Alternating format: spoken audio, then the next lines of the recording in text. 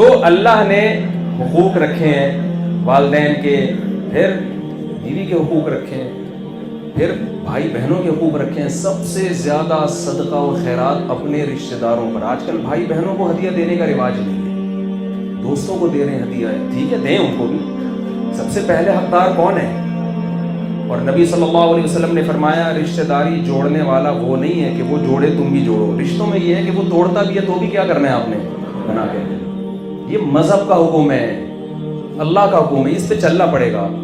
پھر جو جتنا قریبی ہے، والجار ذی القربى والجار الجنوبی والصاحب بالجنبی، جو آپ کا کلاس فیلو ہے، قرآن کہہ رہا ہے جو آپ کے ساتھ اٹھتا بیٹھتا ہے، جو سفر میں آپ کے ساتھ ٹریولنگ کر رہا ہے، اس کے ساتھ اچھا سلوک کریں.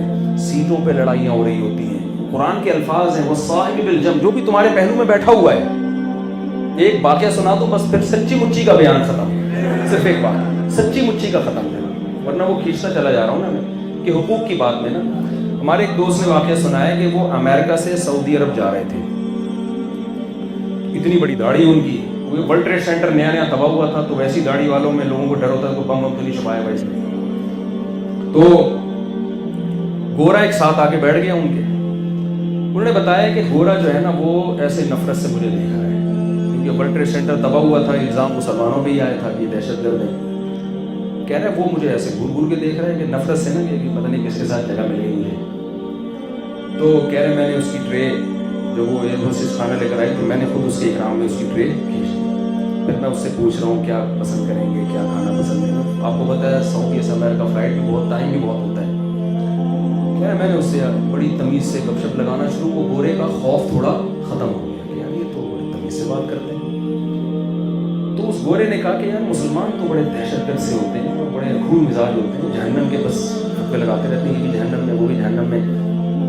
مولوی صاحب کہہ رہے تھے نا کہ 3 آدمی جہنم میں جائیں گے. مولوی صاحب تقریر کر رہے تھے 3 آدمی، ایک رشوت کھانے والا، ایک سود کھانے والا، تیسرا بھی کہتے ہی تھے کہ ایک بندہ کھڑا ہوتا تھا. مولوی صاحب ایک مسئلہ پوچھ رہے ہیں، کہتے بیٹھ بات مکمل ہونے دیں.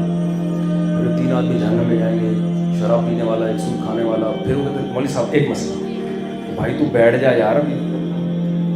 تو میں ایسا کر رہا تھا 3 آدمی جہنم میں جائیں گے، ایک سود کھانے والا، ایک شراب پینے والا. پھر مولوی صاحب نے کہا تیسرا یہ جائے گا.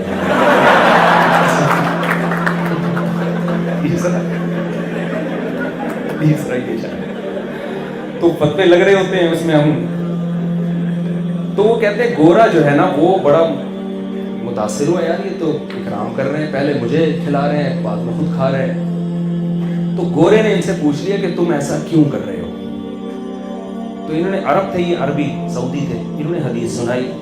صحیح حدیث ہے، بخاری کی ہے یا مسلم کی، کہ رسول اللہ صلی اللہ علیہ وسلم نے فرمایا من کان یؤمن باللہ والیوم الآخر فلیکرم جارہ، جو اللہ اور آخرت پر ایمان رکھتا ہے اسے اپنے ساتھ بیٹھنے والے کا اکرام کرنا پڑے گا. میرے ساتھ بیٹھے ہو بھائی، ہمارے پیغمبر کا حکم ہے. گورے نے کہا اور کیا احکام ہے تمہارے پیغمبر کے. اس نے بتانا شروع کیا، شراب نہیں ہے، یہ نہیں ہے، وہ نہیں ہے، ماں باپ کے. تو کہتے ہیں کہ جب جہاز نے ٹیک آف کیا تھا نا، وہ گورا اسلام کا سخت ترین دشمن تھا، اس کے ایٹیٹیوڈ سے لگ رہا تھا. اور سعودی عرب ایئرپورٹ پہ اترنے سے پہلے وہ کلمہ پڑھ کے مسلمان ہو گیا. سمجھ رہے بات؟ تو کیا ہے کہ مخلوق کا حق اس سعودی نے ادا کیا. مخلوق کا حق، جو جس کا حق ہے ہم نے کیا کرنا ہے، اس کو مانگنے کا وہ نہیں ہو. میں لوگوں سے کہتا ہوں تمہاری بہن وراثت مانگ رہی ہے، یہ تمہارے نااہل ہونے کی علامت ہے. اس کے مانگنے سے پہلے اس کی وراثت اس کے حوالے کرو. آپ کی بیوی مہر مانگ رہی ہے، یہ آپ کے 2 نمبر ہونے کی علامت ہے. جو حق ہے دو نا، فوراً وراثت دو نا اس کی جتنی بنتی ہے. تو آپ سے اپنا حق مانگ. آپ اگر رینٹ پہ رہتے ہیں نا، آپ کا مالک مکان اگر آپ سے کرایہ مانگنے آیا ہے، یہ آپ کے غلط ہونے کی علامت ہے. بھائی آپ کی ذمہ داری، آپ اس کے مانگے بغیر آپ اس کو کیوں ادا نہیں کرتے. ہر چیز میں گڑبڑ ہے، ہر چیز. کسی سے قرضہ لے لو نا، سوال ہی پیدا نہیں ہوتا وہ ٹائم پہ ادا کر دے. آپ گھر جا کے دھرنے مار کے بیٹھ جاؤ گے. میں نے تو دیکھ رہا ہوں نا صبح شام لوگوں کو، وہ نکلتا ہی نہیں ہے گھر سے. قرضہ لینے سے پہلے تو ایسے سب باغ دکھایا تھا، میں مسئلہ ہی نہیں ہے یار، میں تو ویسے ہی مانگ رہا ہوں، دے دوں گا. جب دینے کے لیے جاؤ تو 20 روپے 5 روپے نکالنا مشکل ہو جاتا ہے. تو یہ مخلوق کی حق تلفی ہے یا نہیں ہے؟ تو اللہ کی نظر میں 2 ہی چیزیں ہیں، اللہ کے حقوق اور مخلوق کے. تو میرا خیال ہے یہ ہدف سامنے رکھیں، جس فیلڈ میں بھی آپ ہیں، یہ اگر آپ کا ٹارگٹ ہوگا نا، آپ اس فیلڈ میں کامیاب ہو گئے تو بھی کامیاب، ناکام ہو گئے تو بھی کیا ہے، کامیاب ہیں. پھر اللہ کی نظر میں آپ بہرحال کامیاب ہیں، کیونکہ آپ نے جس ہدف کو اختیار کیا.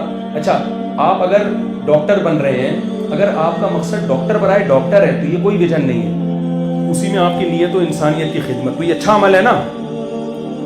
اگر آپ اس نیت سے پڑھیں گے تو قرآن کیا کہتے ہیں، جس نے ایک انسان کی جان بچائی اللہ کی نظر میں ایسے جیسے لاکھوں انسان کی. اس سے وہ ڈاکٹر مراد ہے جو انسانیت کی خدمت کی نیت سے میڈیکل سائنس پڑھ رہا ہے. جو پیسہ کمانے کی نیت سے میڈیکل سائنس پڑھ رہا ہے وہ کروڑوں لوگوں کی بھی جان بچا لے گا، اللہ کی نظر میں اس کی 2 ٹکے کی ویلیو نہیں ہے.